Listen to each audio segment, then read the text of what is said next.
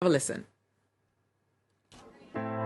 谢谢我的心，带着我的灵魂去散步，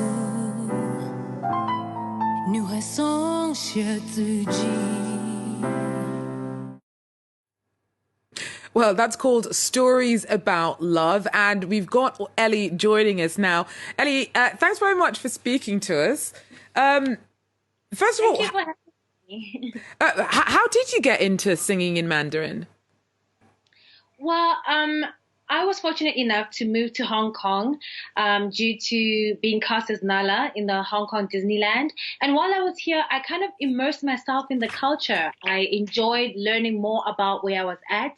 And I saw this whole new world that I had never discovered before. And that was C-pop, Mando pop, and Canto pop. And I was like, okay, I think this would be an interesting challenge for me. And I love the sound of, R&B and ballads because that was my foundation in music.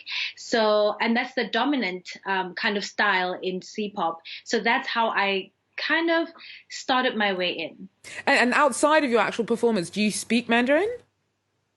Well, I'm still learning. I'm still learning both Mandarin and Cantonese. And how did you get into that? Because you mentioned that you actually started lessons in South Africa before you moved to Hong Kong. Yes, that's correct.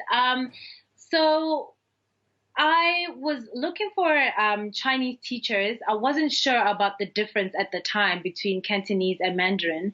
And because I knew that I was coming to Hong Kong.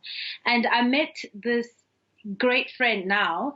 Her name is Bobby, and she is based in my hometown, Pretoria, South Africa. And I just kind of told her, I'm moving to Hong Kong. I want to learn a little bit more about Chinese. And that's how it started for me. She just taught me the basics of Mandarin. But then she was like, since you're a singer, I think you would benefit a little bit more if you learn some of the songs.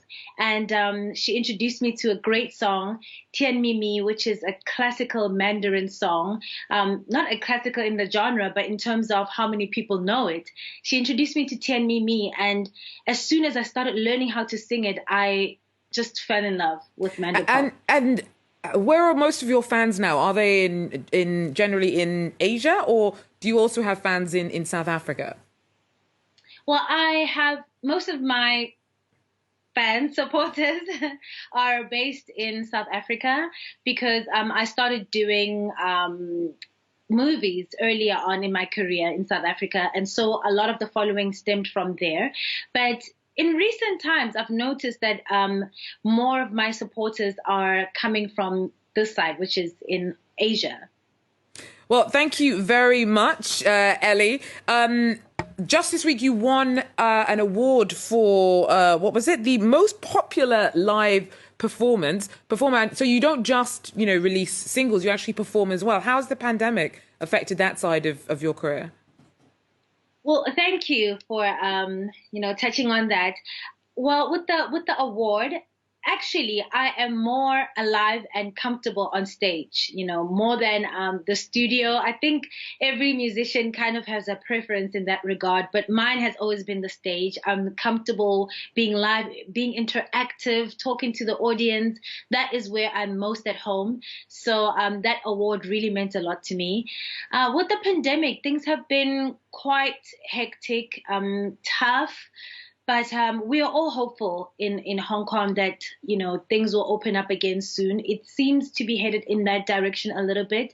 But yeah, last year was very grueling, I think, for the whole world.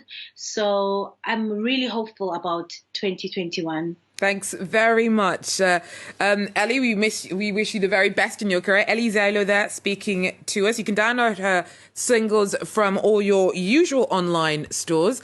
But that's it for Eye on Africa. But of course, we will be leaving you with a little bit more about stories about love.